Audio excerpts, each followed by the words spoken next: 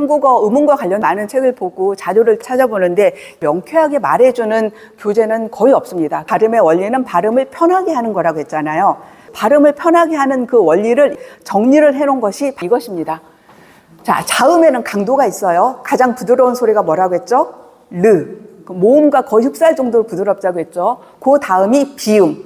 그 나머지가 장애음. 가장 부드러운 소리가 유음이고 중간음이 비음이고 가장 센 소리가 장애음입니다. 그런데 한국어는 음절과 음절이 만났을 때 문제가 벌어져요. 앞 자음 종성은 뒤 자음 초성보다 강해서는 안 돼요. 예를 들어서 신부는 어때요? 뒤는 더 강한 소리고 앞은 약하죠. 그러니까 전혀 문제가 없어요. 근데 실랑은 보면 이게 가장 약한 소리잖아요. 근데 앞에 강한 소리가 와 있죠. 소리를 바꿔버립니다. 이것도 마찬가지죠. 이게 더 약한 소리고 이게 더 강한 소리죠. 이것도 소리가 바뀌는 거예요. 그러니까 결과적으로 리을 초성 앞에는 같은 소리인 리을밖에 없는 것이죠. 리을이 가장 약한 자음이니까. 가장 약한 소리는 유음, 르. 그 다음이 비음, 무, 느, 응. 그리고 그 나머지가 가장 강한 소리이다. 음절과 음절이 만났을 때 뭔가 제약이 일어나면 그 음운 변동이 되는 것이고 음운 변동은 발음을 편하게 하기 위한 것이다. 앞 자음 강도가 더 세면 발음하기 어렵기 때문에 음운 변동이 발생한다고 할 수 있습니다. 역행 동화가 있고 순행 동화가 있는데 우리가 이것을 외울 필요는 없지만은요. 실라가 있을 때 리을이 가장 약하기 때문에 앞에 있는 자음의 강도를 약하게 만들어버리는 거죠. 같은 치조음이라고 했죠. 느, 르는 니은을 리을로 바꿔가지고 유음화를 통해서 해결을 하는 거예요. 반물도 마찬가지. 무부푸푸에서 가장 약한 소리가 뭐였죠? 무, 부를 무로 바꿔버리는 거죠. 이런 식으로 비음화가 일어납니다. 근데 순행동화는 앞 자음을 바꿀 수가 없어요.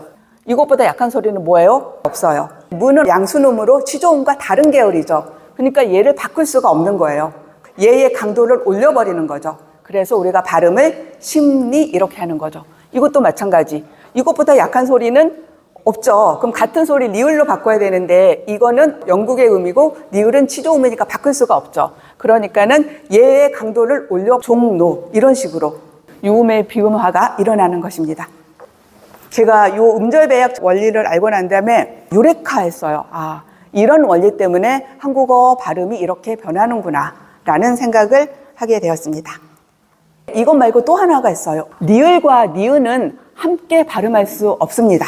이게 한국어의 특징입니다. 그래서 우리가 솔나무, 줄 넘기, 칼날 이걸 이어서 발음할 수가 없어요. 소리를 없애버리거나 바꿔서 발음을 합니다.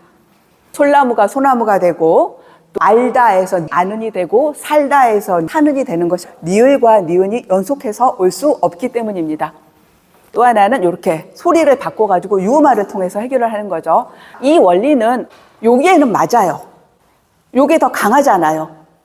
이 원리에는 맞지만 리을과 니은의 연속 금지라는 또 하나의 그 조건에 의해 소리가 변하는 것입니다. 이 두 가지 음절 배열 제약의 원리를 알면은 음운 변동에 대해서 조금 더 심도 있게 이해할 수 있습니다. 한국어 자음과 모음의 특성, 음절과 음절이 만났을 때 어떤 문제가 벌어지는지 알면은 우리가 음운 변동을 훨씬 명쾌하게 이해가 가능하다. 유음화, 비음화는 한국어만의 특성이라고 말씀을 드렸어요. 외국어를 발음할 때도 굿모닝, 북마켓, 헬리 이런 식으로 발음을 한다고 했죠. 그만큼 굉장히 강력하게 작용을 합니다. 요즘은 헨리 이런 식으로 영어처럼 발음하는 경우도 많아졌다고 말씀을 드렸습니다.